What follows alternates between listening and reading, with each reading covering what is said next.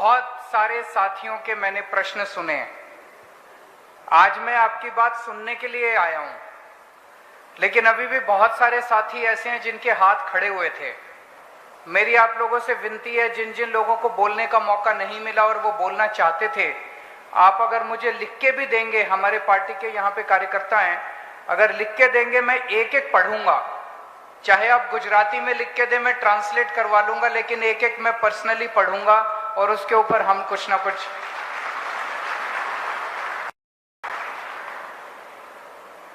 27 साल हो गए बीजेपी को गुजरात में।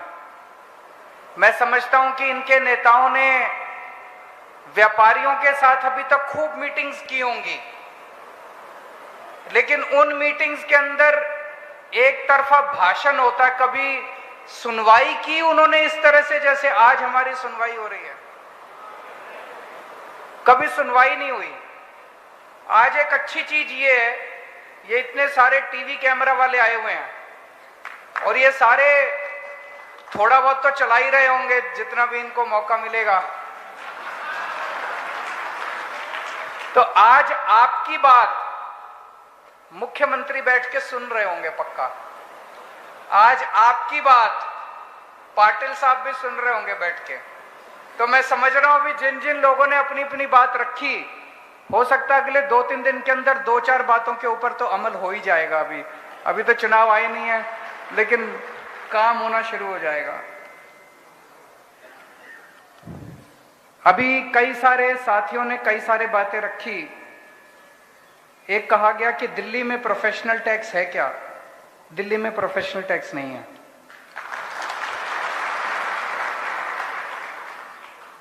एक साथी हैं जिन्होंने भ्रष्टाचार के कई सारे इंसिडेंट्स बताए। 2.5% असेसमेंट के टाइम पे देना पड़ता है, रियल एस्टेट में बहुत सारा करप्शन है, उसके ऊपर अभी मैं चर्चा करूंगा। एमएसएमई के बहुत सारे साथी आए हुए हैं, उन्होंने बताया एमएसएमई मेरे हिसाब से हमारे देश की अर्थव्यवस्था की रीढ़ की हड्डी है। इसे जितना ज्यादा बढ़ाया जाएगा उतना ज्यादा देश आगे बढ़ेगा। लेकिन आज अनफॉर्चुनेटली बातें सारी पार्टियां करती हैं, भाषण सारी पार्टियां देती है, एमएसएमई का नाम सारे लेते हैं, लेकिन जब काम करने की बारी आती है तो सबसे ज्यादा निचोड़ा एमएसएमई के लोगों को जाता है। उनको सबसे ज्यादा दुखी करके रखा हुआ है सभी सरकारों ने। मैं बिल्कुल सहमत हूं। अभी यहां पे किसी ने बोला कि एमएसएमई को उसी तरह के बेनिफिट्स मिलने चाहिए जो एक्सपोर्ट इंसेंटिव्स के नाम पे एक्सपोर्ट सेक्टर को दिए जाते हैं। मैं पूरी तरह से आपसे सहमत हूं। जीएसटी, जिस तरह से एमएसएमई सेक्टर के ऊपर जीएसटी बढ़ाया जा रहा है, जीएसटी के ऊपर अभी मैं विस्तार से चर्चा करना चाहता हूं। मैं पहले इनकम टैक्स में कमिश्नर की नौकरी करता था, तो थोड़ा टैक्स वैक्स ज्यादा आता है मेरे को इन लोगों से। एक साथी ने बताया कि सोलर के ऊपर पहले बोले कि सब्सिडी देंगे, फिर अब सब्सिडी दे नहीं रहे, काफी सारी कैपिटल लॉक्ड है, उसकी वजह से अब कह रहे हैं एग्जिट कर जाओ। तो अब कैसे एग्जिट करे? जिसका पैसा फंस गया वो एग्जिट कैसे करेगा? एमएसएमई सेक्टर को बिजली सस्ती मिलनी चाहिए, बिल्कुल मिलनी चाहिए। हो सकता है क्या? बिल्कुल हो सकता है। मैं बताऊंगा कैसे हो सकता है। जीएसटी को बड़ा जटिल बना दिया इन लोगों ने। वहां पे एक साथी ने अच्छा सुझाव दिया, इसको मैं दिल्ली में जाके लागू करूंगा। उन्होंने कहा कि एक आम छोटा व्यापारी, जीएसटी का कंप्लायंस की कॉस्ट इतनी ज्यादा है, अगर आप जीएसटी के सारे कानून को लागू करना चाहो तो इतनी चार्टर्ड अकाउंटेंट की फीस देनी पड़ती है, इतने टैक्स एक्सपर्ट्स की फीस देनी पड़ती है। आदमी कमाएगा कि उनकी फीस देगा? तो अगर सरकार कई सारे एक्सपर्ट्स को रख ले अपने पास और वो फ्री में एडवाइस देना चालू करे तो उससे काफी फायदा हो सकता है। एक अच्छा सुझाव आया। एक पता चला कि ट्यूबवेल के ऊपर अब 10,000 रुपए रजिस्ट्रेशन फीस कर रहे हैं। एपीएमसी को लेके, जीएसपीसी को लेके कई सारे सुझाव आए। सबसे पहले जीएसटी की बात करते हैं। कौटिल्य जो है, जिसने अर्थशास्त्र किताब लिखी थी, उन्होंने एक बड़ी अच्छी बात लिखी थी अपनी किताब में। कि टैक्स इस तरह से लिया जाना चाहिए, एक राजा को अपनी जनता से ऐसे टैक्स लेना चाहिए कि उसे पता भी ना चले कि टैक्स ले लिया। जैसे एक मधुमक्खी अपने छत्ते से शहद निकालती है, उसे पता भी नहीं चलता शहद निकल गया। जैसे एक मधुमक्खी अपने छत्ते से शहद निकालती है, उसी तरह से टैक्स लिया जाना चाहिए। जीएसटी इतना कॉम्प्लिकेटेड है, इतना कॉम्प्लिकेटेड है, इतना कॉम्प्लिकेटेड है। मैं कई मेरे दोस्तों को जानता हूं, छोटे छोटे व्यापारियों को, जिनका जीएसटी की वजह से धंधा बंद हो गया, क्योंकि वो जीएसटी नहीं कर पा रहे, तो धंधा ही बंद कर दिया उन लोगों ने। ऐसे टैक्स सिस्टम का क्या फायदा जो धंधा ही बंद कर दे, जो व्यापारी बंद कर दे। हमें पूरे देश के अंदर ऐसा टैक्स सिस्टम की जरूरत है जो के साथ लोग, सबसे पहले क्या जरूरत है, टैक्स बाद में आता है, पहले अर्थव्यवस्था तो चले, व्यापार तो चले, इंडस्ट्री तो चले, रोजगार तो मिले लोगों को, दुकानें तो चले, उद्योग तो चले। उद्योग ही नहीं चलेंगे, इंडस्ट्री नहीं चलेगी, दुकानें ही नहीं चलेंगी, और कहेंगे टैक्स दो पहले, टैक्स दो पहले। टैक्स कहां से देगा आदमी? ये जो पूरा जीएसटी बनाया गया, ये बहुत ज्यादा कॉम्प्लिकेटेड है, और बनाने के बाद ये जो यूनिफॉर्म पूरे देश के अंदर एक जैसी चीजों के ऊपर एक जैसा टैक्स, ये भी सही नहीं है। हमारे देश के अंदर गुजरात की अर्थव्यवस्था अलग है, देश की अलग है, इसकी अलग है, वहां पे अलग हो सकता है एक चीज के ऊपर, यहां टैक्स लगाना हो, वहां ना लगाना हो। मैं पर्सनली इस पूरे सिस्टम के पक्ष में नहीं हूं। ये पूरा का पूरा जो सिस्टम, इतना कॉम्प्लिकेटेड सिस्टम, इसको सिंप्लीफाई करने की जरूरत है, ताकि व्यापारी और उद्योगपति आराम से टैक्स दे सकें। मैं आपको दिल्ली का उदाहरण देता हूं। एक माहौल यह बना दिया गया देश के अंदर कि व्यापारी चोर है। ऐसा माहौल बनाते हैं कि व्यापारी टैक्स नहीं देना चाहता, उद्योगपति टैक्स नहीं देना चाहता। व्यापारी ईमानदारी से टैक्स देना चाहता है। 99% लोग ईमानदारी से टैक्स देना चाहते हैं, ईमानदारी से अपना धंधा करना चाहते हैं। 99% लोग उद्योगपति अपना टैक्स देना चाहते हैं, ईमानदारी से देना चाहते हैं, लेकिन उन्हें देने का मौका नहीं दिया जाता। ऐसा जटिल बना दिया जाता है, फिर ले दे के सब सेटल करना पड़ता है। दिल्ली में जब हमारी सरकार बनी पहली बार 2015 में, उस साल दिल्ली का टोटल रेवेन्यू सरकार का 30,000 करोड़ था। आज 7 साल के बाद दिल्ली का रेवेन्यू 75,000 करोड़ है।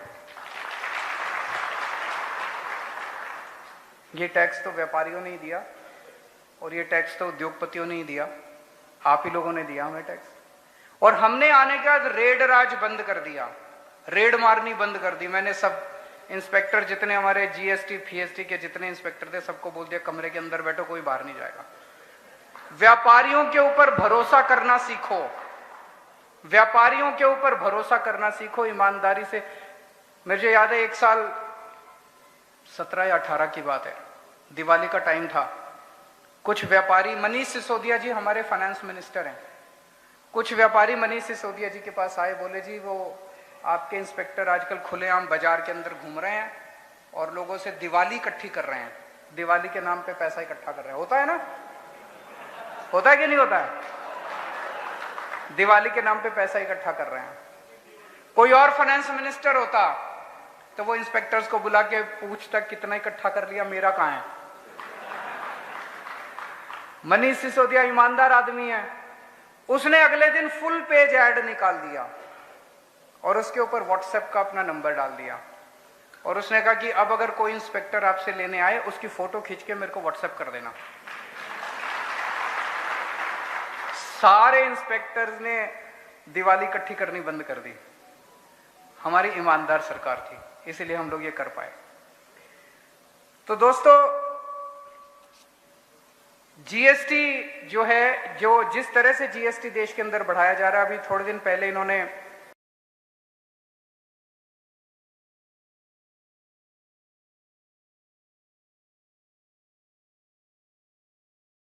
हवा के ऊपर लगाना और बाकी है।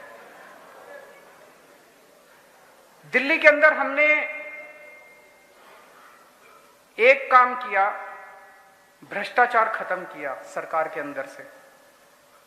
भ्रष्टाचार खत्म करने से इतना पैसा बचने लगा हमारे पास। जैसा मैं आपको एक उदाहरण देता हूं, सबसे पहला हमारा एक फ्लाईओवर है वजीरपुर का, उसके बाद इस तरह के कई उदाहरण हुए जो हमने फ्लाईओवर बनाना था, 325 करोड़ का बनना था। अक्सर देखा जाता है कि सरकारों के अंदर जब काम होता है, 325 करोड़ का काम होना होता है, तो वो बढ़ते 1,500-2,000 करोड़ तक का चला जाता है। एक साल में होना होता है, 7 साल 8 साल में चल जाता है। हमने वो फ्लाईओवर 225 करोड़ की बजाय 200 करोड़ के अंदर पूरा कर दिया। एक फ्लाईओवर में 125 करोड़ रुपए बचा लिया, क्योंकि हम पैसे नहीं खाते। और इस तरह से हर काम के अंदर हमने पैसा बचाना शुरू कर दिया। तो दिल्ली के अंदर आज एक तरफ सरकार हमारी सरप्लस में चल रही है, फायदे में चल रही है। ये मैं नहीं कह रहा, इस साल की सीएजी की रिपोर्ट आई है। सीएजी की रिपोर्ट में लिखा है पूरे देश में अकेली दिल्ली सरकार है जो नफे में चल रही है, फायदे में चल रही है, घाटे में नहीं चल रही हमारी सरकार। तो टैक्स नहीं बढ़ाया हमने 5-7 साल में, रेड बंद कर दी हमने, अपने व्यापारियों के ऊपर भरोसा किया और हम लोगों ने इतनी सारी चीजें फ्री कर दी वहां पे, बिजली फ्री कर दी, पानी फ्री कर दिया, शिक्षा इतनी अच्छी, इतने स्कूल खोल दिए, सरकारी स्कूल इतने शानदार कर दिए। दिल्ली के 2 करोड़ लोग हैं, 2 करोड़ लोगों का हर आदमी का इलाज पूरा मुफ्त कर दिया हम लोगों ने। बड़े से बड़ा ऑपरेशन भी कराना है, कैंसर भी हो जाए आपको, आपका सारा इलाज, सारी दवाइयां, सारे टेस्ट, सब कुछ मुफ्त है दिल्ली के अंदर, दिल्ली के लोगों के लिए। इतनी सारी चीजें कर दी, पैसा बहुत बचने लगा। एक तो हमने भ्रष्टाचार खत्म कर दिया, और एक सरकारों में फिजूल खर्ची बहुत होती है। 10 रुपए का काम होता है तो 100 रुपए में, 10 रुपए का काम 100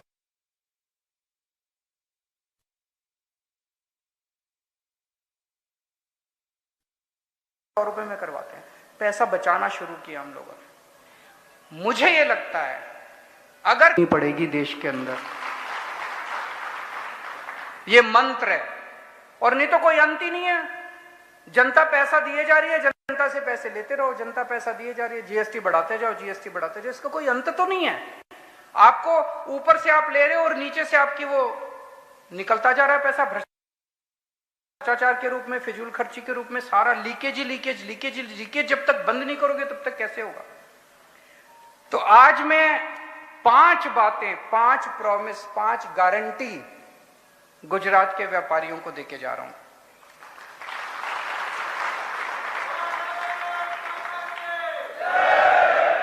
पहली चीज, डर का माहौल खत्म करेंगे। अभी पूरा हर व्यापारी डरा हुआ है, हर उद्योगपति डरा हुआ है, ऐसा डर का माहौल है। डर का माहौल खत्म करेंगे। निडरता के साथ, शांति के साथ आप अपना अपना व्यापार करें। आप फलें फूलें, आप फलेंगे, आप फूलेंगे तो गुजरात की तरक्की होगी, देश की तरक्की होगी। तो सबसे पहले डर का माहौल खत्म करेंगे। दूसरी चीज, इज्जत देंगे। हर व्यापारी सबसे ज्यादा इज्जत का भूखा होता है, हर उद्योगपति सबसे ज्यादा इज्जत का भूखा होता है। पैसे तो कमा लिए, लेकिन जब वो किसी सरकारी दफ्तर में जाता है और उसको दुत्कारा जाता है ना, उसको बड़ा बुरा लगता है। यार, मैं सरकार को टैक्स देता हूं और मेरे साथ इस तरह के। जब कोई पॉलिटिशियन से मिलने के लिए जाता है और पॉलिटिशियन से दुत्कारता है तो बड़ा बुरा लगता है। इज्जत देंगे, व्यापारियों की इज्जत होगी। भ्रष्टाचार से मुक्ति देंगे। ये केवल आम आदमी पार्टी कर सकती है और इस देश में कोई नहीं कर सकता। भ्रष्टाचार से मुक्ति केवल हम दे सकते हैं, कट्टर ईमानदार लोग हैं, और ये इनको चुभ रहा है। आजकल खूब कीचड़ फेंक रहे हैं हमारे ऊपर, खूब कीचड़ फेंक रहे हैं। कभी सत्येंद्र जैन को गिरफ्तार करेंगे, अब मनीष सिसोदिया को। कीचड़ चिपक नहीं रहा हमारे ऊपर। जनता पता है ये लड़के बड़े ईमानदार हैं, कट्टर ईमानदार लोग हैं। दिल्ली में हमने भ्रष्टाचार, सरकार के अंदर भ्रष्टाचार लगभग खत्म कर दिया। हमने एक नया सिस्टम शुरू किया दिल्ली में, door step delivery of services. अब दिल्ली सरकार की 300 सेवाएं, 300 सेवाओं में तो सब कुछ ही आ गया। अगर आपको कोई लाइसेंस बनवाना है, कोई बिजली का नया कनेक्शन लेना है, कुछ भी काम दिल्ली सरकार से कराना है, पहले क्या होता था, आप छुट्टी लेते थे, दफ्तर जाते थे, लाइन में लगते थे, जब नंबर आता था तो बाबू 2 ऑब्जेक्शन लगा देता था। फिर 3 बार 4 बार चक्कर काटने के बाद आदमी दलाल को पकड़ता है और कहता है यार छोड़ मैं। अब आपको कुछ करने की जरूरत नहीं है। जैसे आप पिज्जा ऑर्डर करते हो, आप एक फोन नंबर घुमाते हो, पिज्जा वाले को बोलते हो और वो आपके घर डिलीवर करता है। अब अगर आपको दिल्ली में दिल्ली सरकार से कोई सुविधा चाहिए तो हमने एक नंबर जारी किया 1076। वो दिल्ली से ही लगता है, दिल्ली अगली बार जाएं तो इस नंबर पे डायल करके देखना 1076। इस नंबर पे आप नंबर घुमाइए और आप बोलिए कि मेरे को दिल्ली सरकार से ये काम करवाना है। आपसे दूसरी तरफ से आवाज आएगी कि सर हम आपके घर कितने बजे आए आपका काम करने के लिए।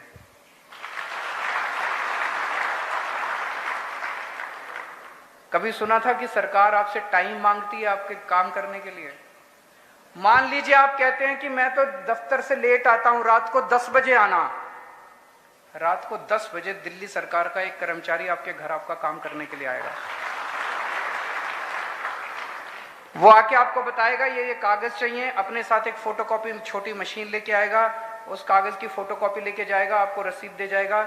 10 या 15 दिन के अंदर आपका बाय पोस्ट आपका काम, आपका राशन कार्ड या जो भी आपका बन के आपके घर आ जाएगा।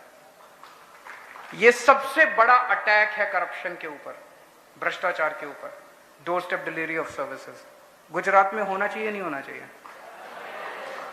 उसके लिए तो आम आदमी पार्टी की सरकार लानी पड़ेगी।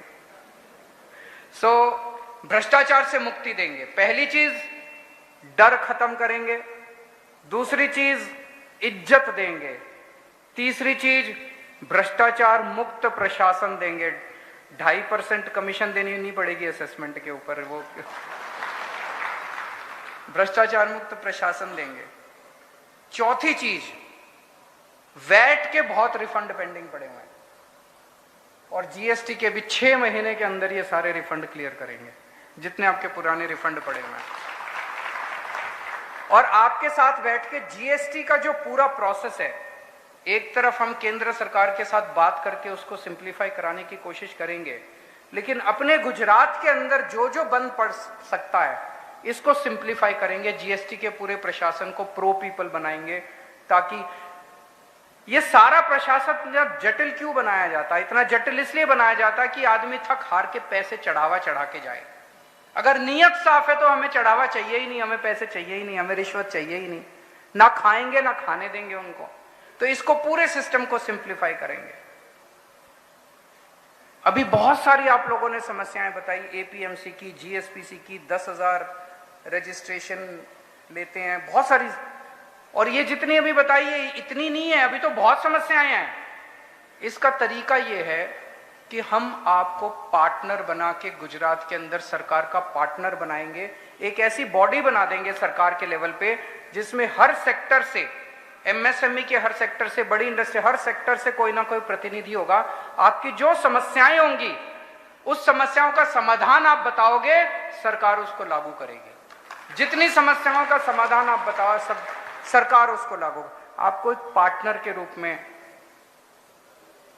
तो 5 चीजें, डर खत्म करेंगे, इज्जत की जिंदगी देंगे, भ्रष्टाचार खत्म करेंगे, सारे वैट के रिफंड 6 महीने के अंदर खत्म, और जीएसटी को सिंप्लीफाई करेंगे, और आपको पार्टनर के रूप में साथ लेके चलेंगे। दिल्ली में जब हमारी सरकार बनी, दिल्ली के व्यापारियों को कहते थे ये बीजेपी का वोट बैंक है। आज आप इंडिया टीवी हर वक्त हर जगह डाउनलोड करने के लिए सर्च करें India TV news Google play store या ऐप स्टोर पर।